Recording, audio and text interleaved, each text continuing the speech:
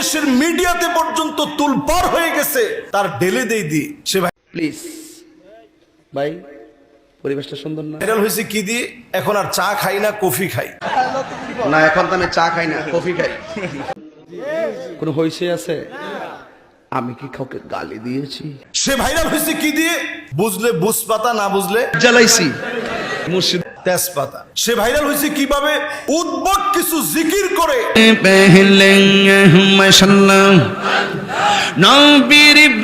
এগুলো জিকিরের সঙ্গে পড়ে না, আল্লাহর সঙ্গে সরাসরি বেয়াদবি। বিভিন্ন ভণ্ডদের নামগুলো তার বিভিন্ন আলোচনার মধ্যে বলে বলে এই পাগলামি সাগলামি দিয়ে সে ভাইরাল হয়েছে, ঠিক কিনা বলে? শুধু এক জায়গায় না, আপনি আরো মিলায় দেখেন তার অবদান কি বাংলাদেশে। তার অবদান হচ্ছে মাহফিলে বসে তার স্ত্রী কল দিয়েছে, ওইখানে বসে সে কল দিয়ে বলতেছে, কল ধরে, দেখছেন কিরকম দিলাম। স্ত্রীর সঙ্গে কথা বলছে। এই যে আপনি স্ত্রীর সঙ্গে কথা বলছেন, আমরাও তো ওয়াজের ময়দানে আলহামদুলিল্লাহ বাংলাদেশ দেশের বাহিরে 10 বছর ধরে কথা বলি। মিশর যখন পড়াশোনা করতাম তখনও 5 বছর কথা বলছি। এই মোট 15 বছর কথা বলার ক্ষেত্রে আজ পর্যন্ত এরকম হাস্যকর কোনো কথা আল্লাহ রাব্বুল আলামিন আমার জবান দিয়ে বের করেনি, আগামী দিনেও যেন আল্লাহ বের না করে, পড়ে না আমিন। তার অবদান কি জাতির ভিতরে?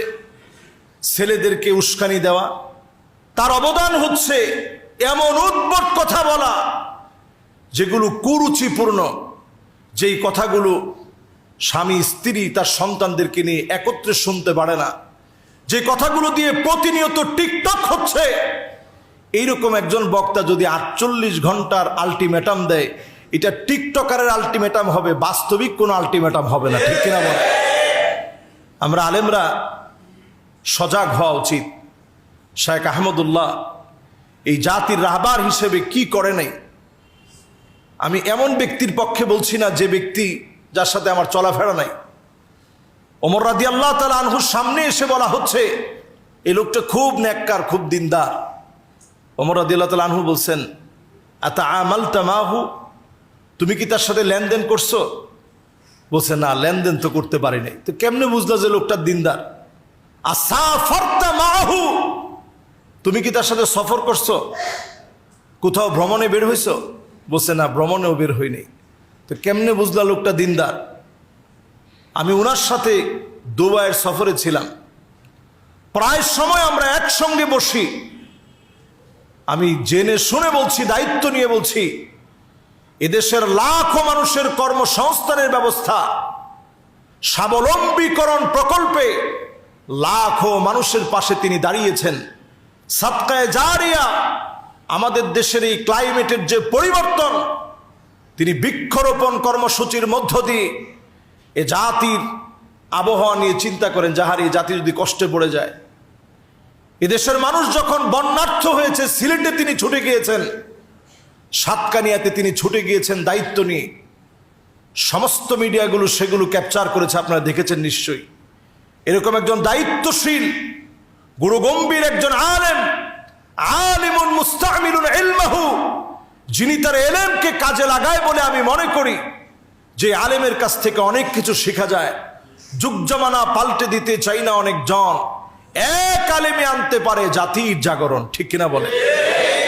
এরকম জাগরণ সৃষ্টিকারী একজন আলেম। আমি খুব চিন্তা করতেছিলাম যে আমাদের দেশে এই 2 কোটি মানুষের বসবাস ঢাকা সিটিতে। এই ঢাকা শহরের ভিতরে মসজিদ আছে 6000-এর উপরে, কিন্তু আমাদের দেশকে রিপ্রেজেন্ট করার মতো মসজিদ ঢাকা সিটিতে 1968 সালের যে বাইতুল মোকাররম মসজিদ, তখনকার সময় এটাকে রিপ্রেজেন্ট করার মতো ছিল। এখন এর চতুর্পাশে এত পরিমাণ বিল্ডিং হয়ে গেছে, আপনি আকাশ থেকে তাকালে তেমন কিছু নজরই পড়বে না। অথচ তিনি একটা মসজিদ হাতে নিয়েছেন, আপনারা দেখবেন এক সময় দেশকে রিপ্রেজেন্ট করার মতো একটা মসজিদ হবে ইনশাআল্লাহ পড়ি।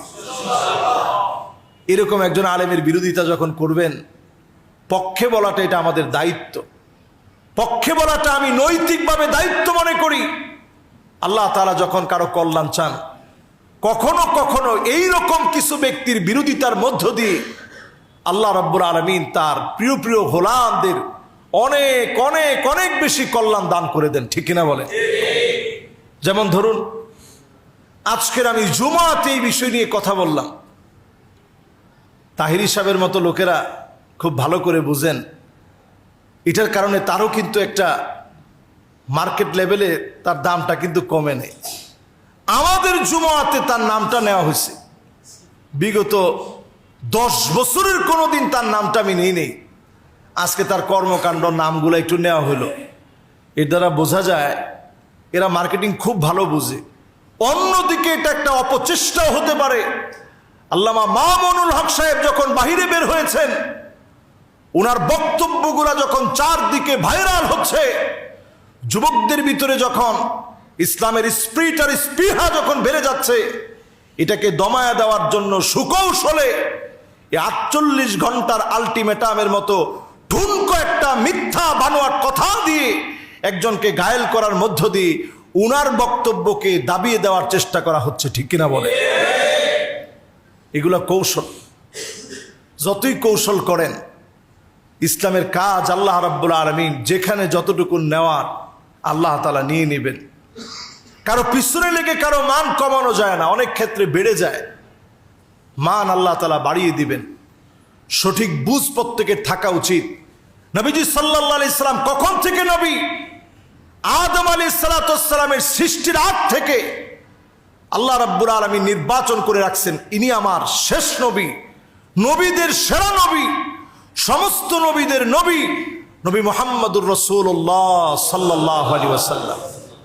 শুধু তাই না ভাইরা, নবীজি সাল্লাল্লাহু আলাইহি সাল্লাম বলছেন, আমি যখন নবুয়ত প্রাপ্ত হই নাই, তখন আমি হেঁটে যাচ্ছি মক্কার রাস্তা দিয়ে, হঠাৎ করে একটা পাথর আমাকে সালাম দিয়ে বসছে। জোরে কোন আল্লাহু আকবার। নবী বলছেন, ইন্নী লা আরিফুহুল আন, এখনো পর্যন্ত সেই পাথরকে আমি চিনি, যে পাথর আমি নবীকে সালাম দিয়েছে। বলেন আল্লাহু আকবার। এটা নবুয়ত লাভের আগে।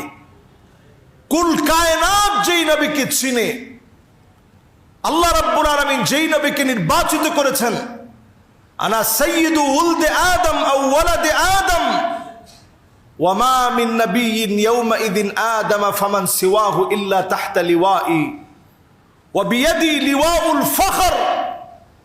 আল্লাহর গর্বের একটা পতাকা থাকবে নবীজির হাতে। নবী বলছেন, আমি সমস্ত নবীদের সেরা, আমি সাইয়্যিদ, সবার লিডার, আমার হাতের ভিতরে সেদিন পতাকা থাকবে।